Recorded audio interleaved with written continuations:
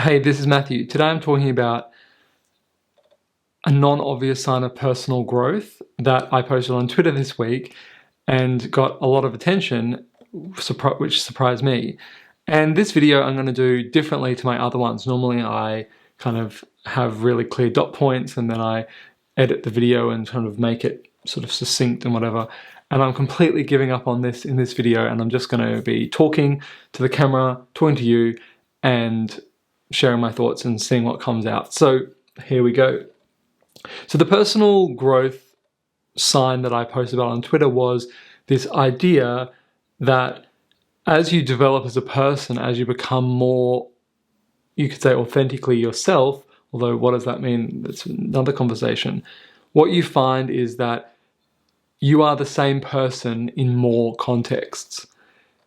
And I really notice this for myself because I feel like I'm the same person with Adam at home as when I'm at work and when I'm at psychodrama, which I'm going to later today, and when I'm with friends. It's very me. There's no like putting on an act. And I certainly have seen this with people, and I'm sure you would have too, where they're like this with you when you're by yourself with them, and then when you're with a group of people, they're very different. And I think my first experience of this was in high school, where I was friends with someone and they were really great to me, and as soon as other people came along and appeared in the group, they would ostracize me and kind of exclude me from the group. And I was like, I just don't understand why.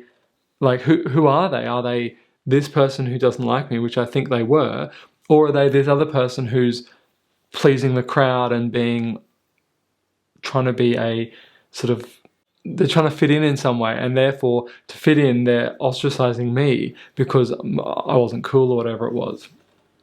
And I also see this as I'm on rites of passage camps, and so I do these camps with fathers and their sons, and at the end of the camps, often people say, I don't want to go back to everyday life because I don't really like who I am there.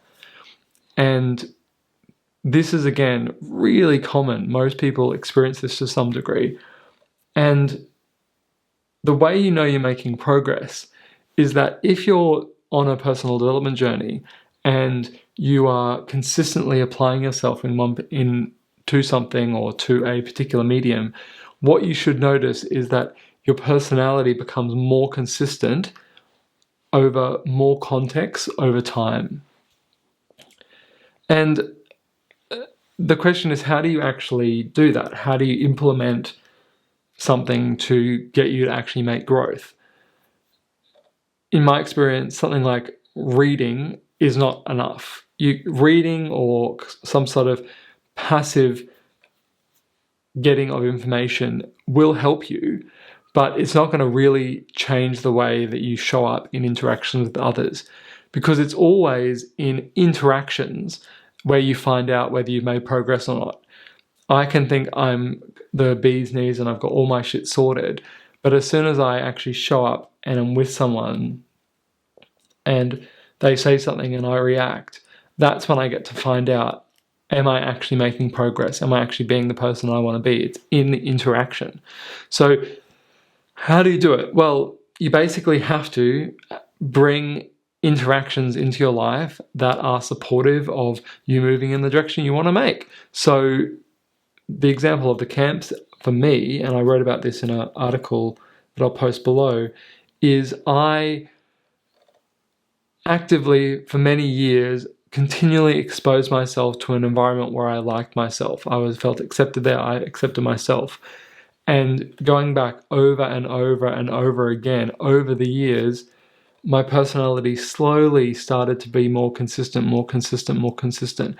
And as time goes on, that personality that I've been kind of fostering comes out more and more and expresses itself in more areas of life. And a way of thinking about this is a psychodramatic concept called a role test. I'll actually post another video about a role test, but basically it's an opportunity where a situation arises and you normally respond one way, and you get to see whether you actually will respond in another way, whether you've actually grown or not. That's what a role test is. And for me, I was at the gym the other day and I had a role test. One of my friend's daughters was sitting in the sort of kids' play area and she was by herself, and I just thought, a good thing for me to do would be go and sit with her and just hang out with her for a minute and just be with her. And what I really noticed in myself was that there was a resistance to doing that. And it was nothing about her, it was just about me not feeling like socializing and just wanting to go home and get in the car and drive off. And I kind of fought against that to some degree and made the decision to go and sit down with her. And that for me is a tiny, tiny little role test of a role I'm calling a friend, like a friendly companion or a loving friend or something. And I was able to see, am I actually able to be this loving friend I want to be? Or am I going to default to the sort of thing I'm more used to doing, which is escaping or just avoiding contact?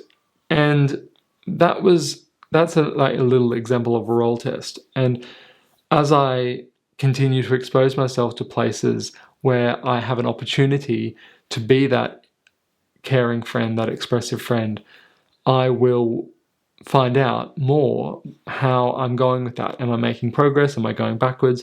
How am I going with that?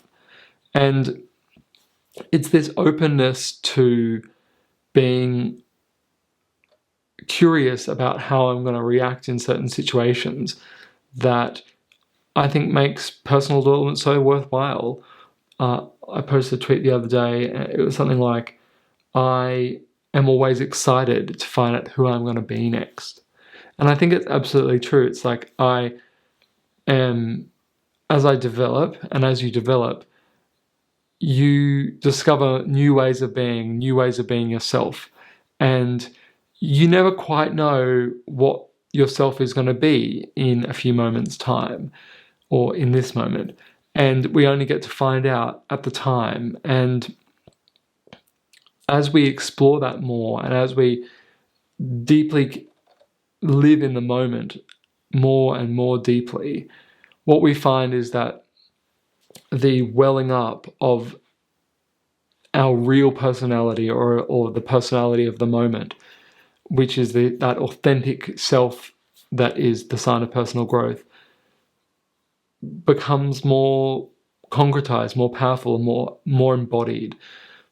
And for me, I really like that feeling of being me. And I think everyone really likes the feeling of just being themselves. I'd really invite you to notice in your day when you've got this fork in the road. You can either do what you've always done or do something that you think is more in line with your vision of a good world. Can you pick the good world path? What does that look like? It's a bit of a risk. You have to take a risk. You have to be prepared to mess it up, to make a mistake, and maybe to ask for forgiveness. And I think that's what makes being human really worthwhile. It's this ability to experiment and to enjoy the journey of becoming more ourselves. If you'd like to read more about this concept, I've posted an article about it that I think is worth reading. It's really personal to me. It actually tells a lot of my story in my teenage years, and that will be posted below. And I also post a weekly email newsletter, which goes every Sunday. So if you'd like to see that, that's also down below. So until next time, the journey continues.